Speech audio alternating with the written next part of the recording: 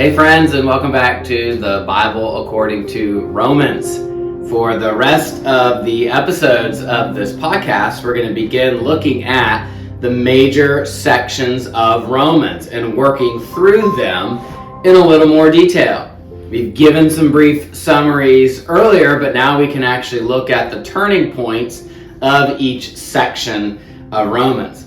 And we'll start today by jumping into Romans chapters 1 through 4. So the first 4 chapters of Romans we will consider today. And I'll try to read through the key scriptures and let you know what verses I'm reading and always just try to orient you to the flow of the text, where we are in the passage in case you're driving and listening and otherwise not able to have a Bible open in front of you. And of course, as we begin this exploration of the closer look at the content, keep in mind the ideas we've discussed so far, about the background ideas that really shape this approach to Romans, especially Paul's purposes, where in this book he's outlining his gospel in order to win the trust and support of the Roman church and bring them to unity in the gospel. In order to accomplish those purposes, Paul opens Romans by announcing the good news of the gospel. Remember those opening 7 verses we looked at, the story of how God has fulfilled his saving promises to bring salvation to Israel and the Gentiles as well, resulting in the obedience of faith among all the nations. God loves his creation and is working to bring the nations of the world to obey the faith. And then, in chapter 1, verses 8 to 15, Paul gives thanks that the Roman Christians have embraced this good news.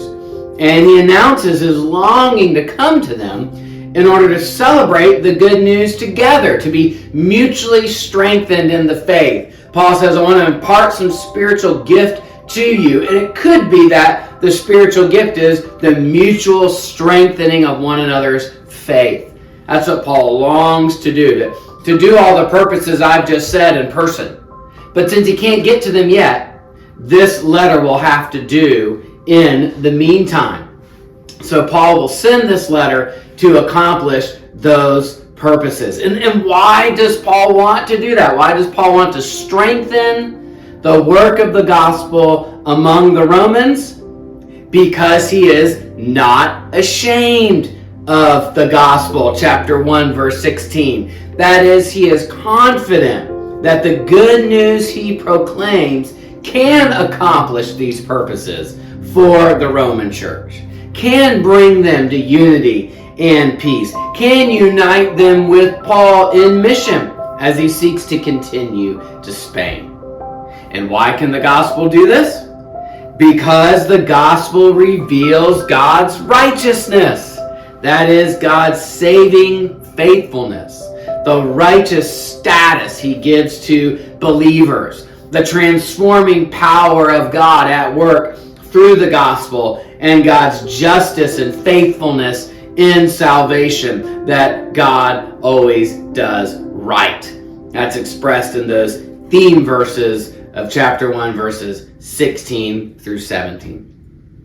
And having set up now his argument as such, having introduced his letter in this way, Paul must now establish the fundamental ideas of the gospel that should produce unity in the church and support for Paul's mission.